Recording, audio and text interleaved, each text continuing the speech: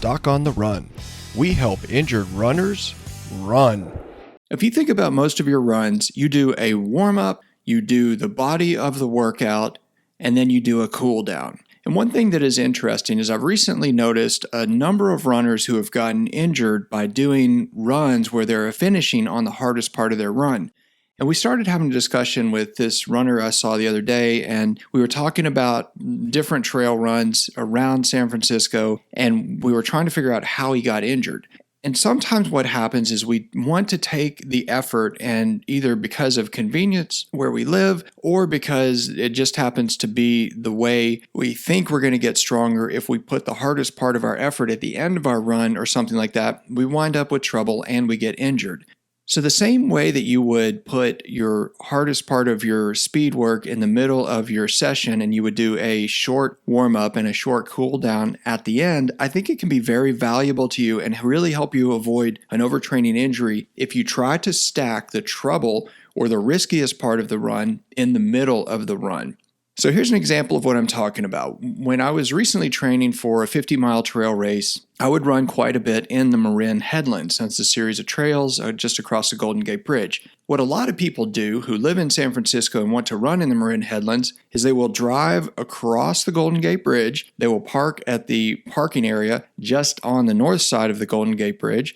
They get out of the car and then they hit the trail. Well, from there, you basically hit the trail and you run uphill for miles, and it's a fairly steep trail, and you're immediately running cold with no warm-up whatsoever, straight uphill. Now that can be very hard on you and can put you at risk of an overtraining injury like Achilles tendonitis or something like that.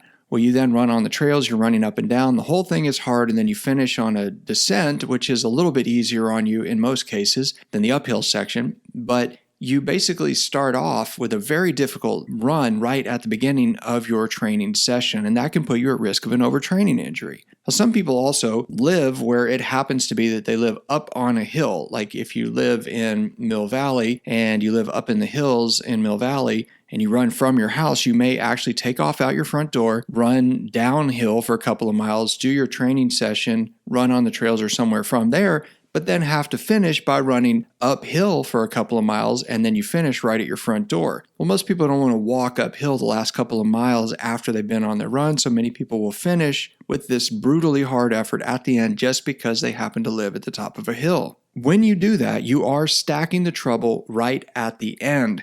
Now, let's face it, when you run a long run, or you do speed work, or you do any high-intensity workout, your form will get significantly worse at the very end of your workout. You have to remember that form is everything, and if your form falls apart at the end of your run because you're completely exhausted and then you're trying to run uphill, you're asking for trouble.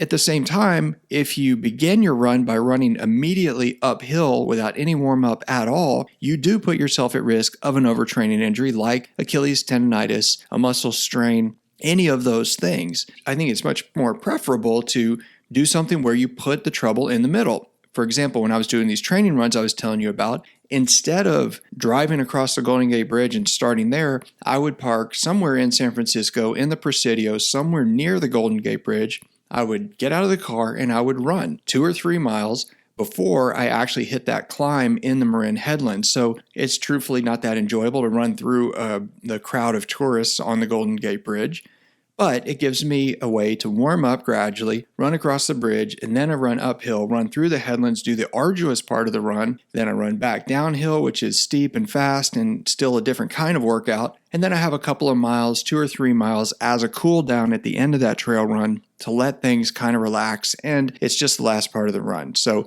I'm still able to run, still able to finish the run in its distance with much lower risk because I'm not running on an irregular trail. I'm not running down the steep downhill trail. I'm not running uphill. I'm doing something that's much lower risk at the beginning and at the end.